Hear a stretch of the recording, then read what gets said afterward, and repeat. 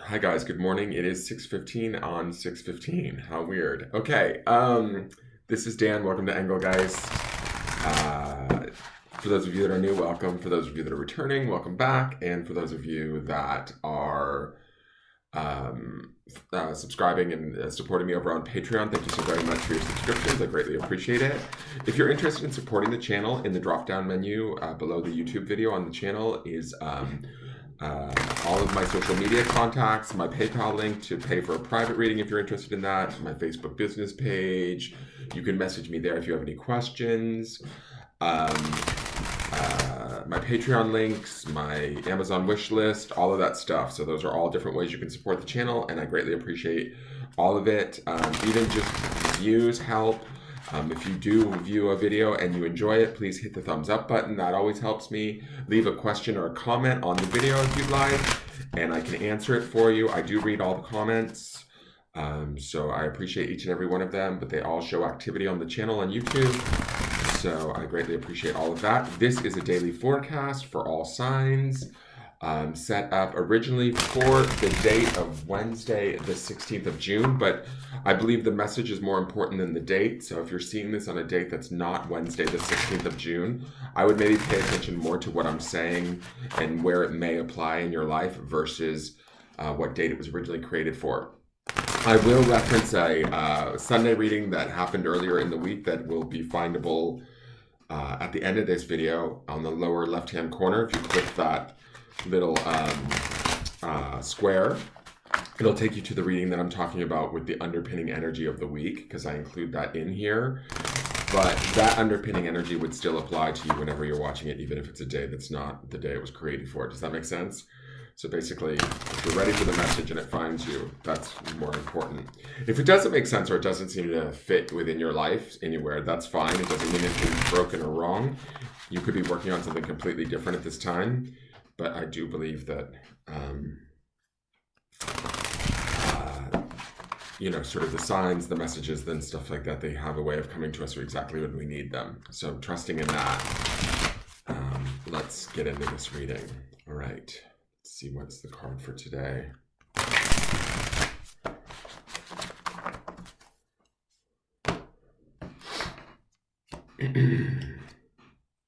All right, so we have King of Ariel. This would be the King of Pentacles. Successful, stable, accomplished, powerful. Your plans are working out very well. Professional and financial success, using resources wisely.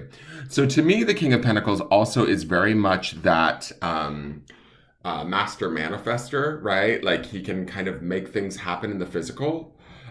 Through being he also can be very generous, right? So through being generous with maybe his time, his attention, his skill set, he can sort of make things become successful. He brings about a sense of obviously that sort of stability that the card talks about, that earthiness, that groundedness as we move through this midweek. The midweek, though, our card underneath from Sunday is the Two of Wands, which to me is that idea of thinking about, okay, where do we want to be spiritually? But then the King of Ariel or the King of Pentacles comes in and starts to go about making that happen, right? Again, we see this sort of theme of this earth energy kind of traversing this whole week. We started with the Hermit, we had the Page of Pentacles, then we had the Hierophant, now we have the King of Pentacles. So it's all of this like, if we find ourselves going through this look at our material world, right? This reflection upon where we're at and where we want to be, I wouldn't be surprised, right? We could be really taking a closer look at all of that. I feel like, and it may be the positivity of this deck because it is an angel deck, but I feel like this is a very positive look or an inventory that we might be taking that should be for our betterment, that should feel good. If we're not feeling good, I think that we need to get into that good feeling and start to seek it out, actively,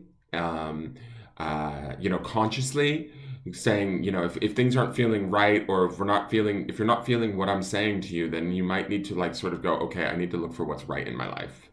I need to look for what's going good, what's going well, what's falling together, what I can be grateful for.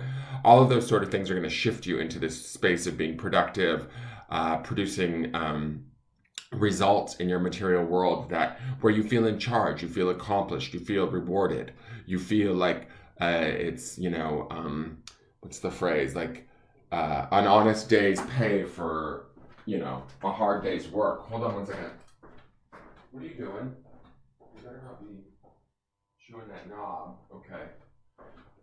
So looking at things in a more maybe practical nature with a little bit more patience, a little bit more of a level head, that would all be King of Pentacles energy too. There's a wisdom that comes with the kings and awareness through just experience in life that they use to their advantage. So this can be a very empowered day or feeling empowered. And I think that we should run with that, especially with the Two of Wands underneath it too, because the Two of Wands is about that sort of idea of contemplation and spiritual creativity, right? And thinking about, okay, where do I want to be? But then we have the King of Pentacles sitting throughout the day saying, okay, now how do I make that happen? And I really like that. I think that's very cool. The king also takes us back to that the grounding stone for the week, which is that remember. And what I had told you about that remember is sort of reminding ourselves of who we are, what we deserve. And that's like sort of placing ourselves in a place of honor within our own perceptions, within our own life, within our own viewpoint. The King of Pentacles would definitely also represent that, right? Him being the king. It's a place of honor and care, respect. All of that is sort of ideally where we should be operating within ourselves. If the rest of the world isn't respecting us or whatever, you know, and we choose to focus on that, then it's going to be harder to see this card in our life. It's going to be harder to view ourselves as this person. It's going to be harder to act in our life from this place. If we're trying to define our value through the treatment, how we receive the treatment of others, we're always going to end up short. Because others are not us, right? And if they're not gonna, if we can't provide it for ourselves, why would anybody else provide it to us? Does that make sense? And I think that a lot of times in the world, we seek that outside validation because we're human beings and we're looking at the world through this lens of the senses and the ego and all of this sort of stuff. And that we feel sort of, it's a strange dichotomy. I sort of feel like we feel the separateness through the ego of individuality, right, in our own experience. And so we believe ourselves to be separate, but yet we constantly seek outside validation from, you know, the environment around us, be it people, situations, our God, whatever, which tells me that on some level we are interconnected, right? And so because we seek that, we desire that, it's pretty much a basic human need, whether people want to admit it or not. That's kind of what they do. Even people that are like, and this is a bit of a tirade, but I feel like, or a tangent, I should say, but even people that are really negative or what we would consider to be dark, I think a lot of times when they go down that negative pathway or that darkness, you know, say they're a thief or a criminal or whatever, it's not that they didn't start with a pure heart when they were the smallest of children, right? But they maybe were grown up in an environment where that validation and that honor was so deeply lacking that they had no other choice but to go towards the depths of the darkness that they experienced. Does that make sense? Why am I going down this path? I don't know, but I'm sort of explaining that. Because if people want to argue this with me or say, well, what about criminals? What about people that aren't good? How do they see themselves? They don't want validation. They do whatever they want outside of societal norms. That's not necessarily true. I think that they do seek validation at some point in their life, and they so have a hard time receiving it, they go the opposite direction, and they take it to an extreme in serving their own needs, so much so that it becomes harmful to them. There's a fine medium. There's a fine middle ground, and that's sort of where the King of Pentacles sits. He's not only productive and creates what he wants, but he's also generous. He shares what he has.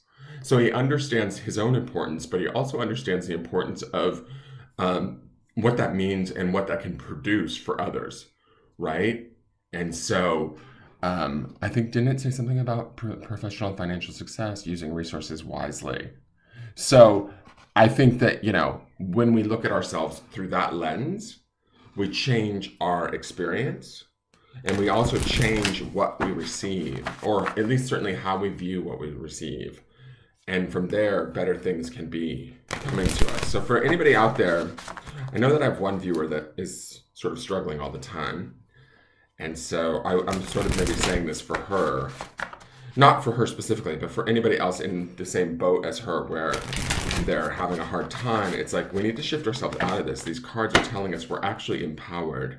We have an opportunity here to choose to be successful and to do it quite well with like an ease if we trust ourselves and just make it happen. All right, so sorry for the long, okay, interesting. So we have anxiety, card number 18.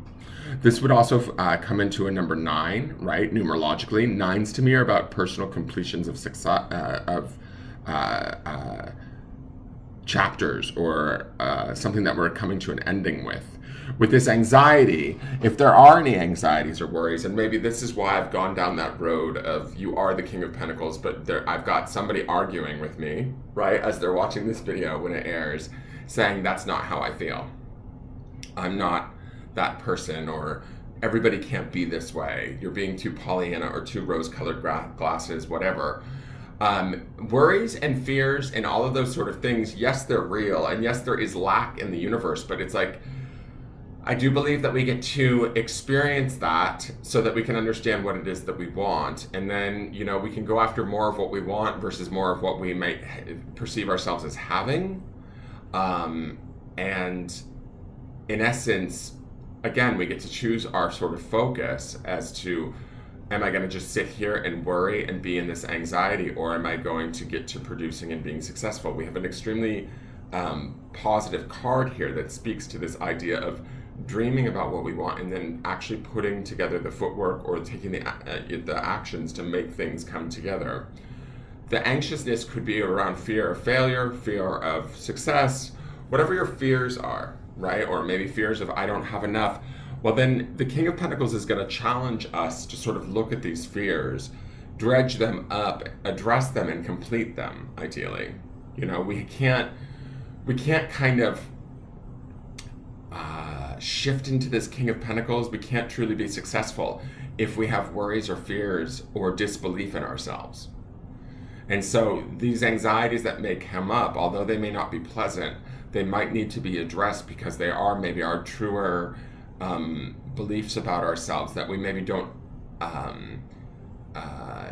acknowledge or look at for fear of, you know, them becoming too real, if that makes sense. And so, again, when I think about the dark stones that we saw all week with the grounding stones, all of that obsidian, that darker shadow self that I was telling you about, this might be exactly where we start to come in contact with that to a point where we can no longer allow it to stand in our way. There's too much good stuff that could come from this if we actually address sort of any fears, worries, resentments, anxieties that we might have, and kind of get beyond those things or release them to some degree through just even acknowledging them and accepting that they're there. We don't have to do much to change them. We can just acknowledge them, and kind of sometimes in that acknowledgement and that acceptance, we're able to move them out of our way so that we can get to the productivity that the King of Pentacles would represent.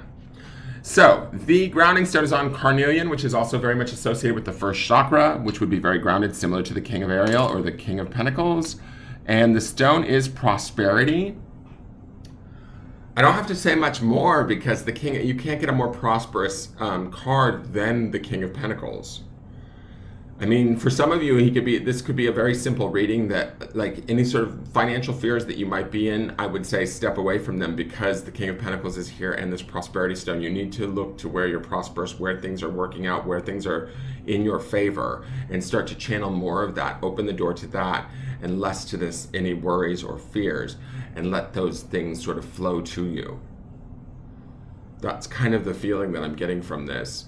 Regardless, wherever you're at in this scheme of things, I would look at any worries or fears, acknowledge them, don't give them too much attention so that we get sucked into them or they become our reality, but acknowledging them enough so that we can address them as they come up and sort of move them to the side and continue to be productive, to continue to be successful in whatever efforts we're making today.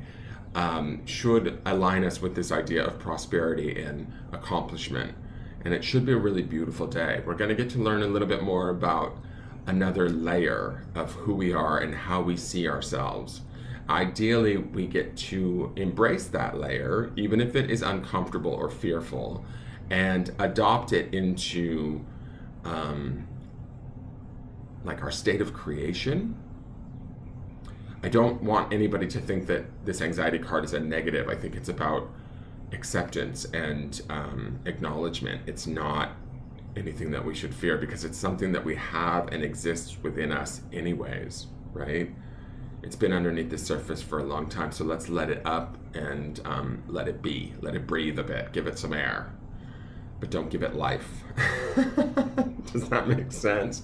I hope that makes sense, you guys. That is your forecast for the day. I hope you enjoyed it. Please hit the thumbs up button and share it out if you feel so inclined. Subscribe to the channel if you're new to me. Hit the notification bell so you get notified when I go live. I will be back tomorrow to see where this all goes. Again, this should be an incredible week. Check out the Sunday reading. You can check out the readings previous to this and see how the energy builds, see if any of it applies. And, you know, leave me a question or comment, or, you know, even a thumbs up. I greatly appreciate all of it. All of it's a huge help. And I will see you guys tomorrow. Thank you so much for tuning in. Take care. Bye-bye.